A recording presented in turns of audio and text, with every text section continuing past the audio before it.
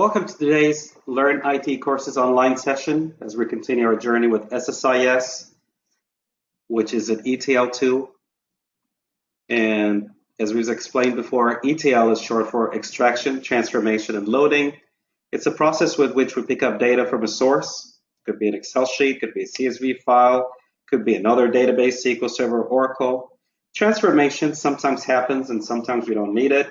But basically, that's in case we need to transform the data, modify it, aggregate it. Maybe we're getting it from multiple sources and would like to merge them together or sort them in a certain way. And then finally load it to our destination, which usually is a database or a table that we're loading the data to, or multiple tables. One thing that we're going to notice is there's different ways of doing the same thing. So what we're going to talk about today, there's multiple ways of doing it. We're just going to use one way of using it or doing it as an example. So I have a very simple package, SSIS package, that picks up a flat file and loads it into a default OLA DB destination.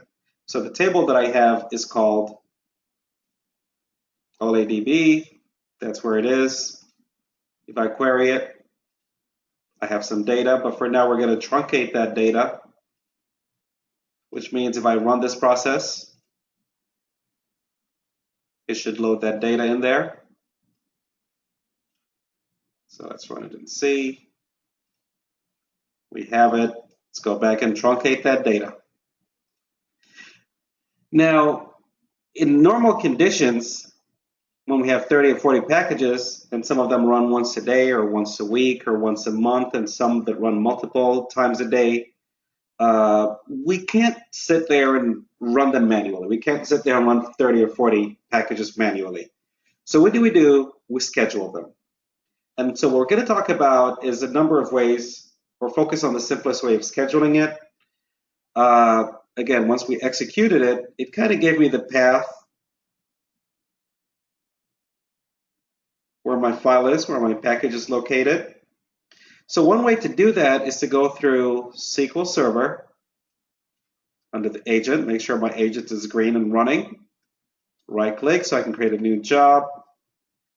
This one is going to be my ETL daily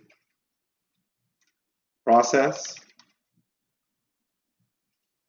And the steps for that, we're going to create a new step. Let's call it ETL steps. I'm not running a SQL statement. I want to run a SQL Server Integration Services package.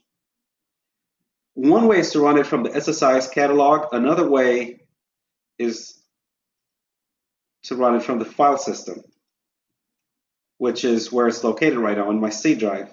So now I need to search for that package and make sure I find this directory, and that's the path that I'm looking for.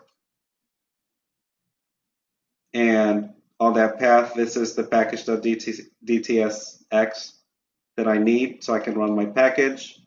Now it's there. I need to schedule it. You schedule, ETL schedule. Let's make it daily.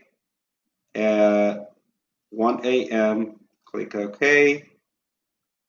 We don't have to set up alerts and notifications at this point. We'll click OK. And now I have an ETL daily process. So at 1 a.m. it's supposed to run. Nonetheless, for the fun of it, we're going to go ahead and run it on demand right now. So I'm going to click Start. And if this executes successfully, which it did, data should be loaded into the table. So if I run this select statement, I should have information in there. And yes, I do have information that it ran successfully. And so this is one of the ways that we can schedule our ETL processes, our SSIS packages to run. Thank you for your time in today's session, and we look forward to seeing you in our next sessions. Have a great day.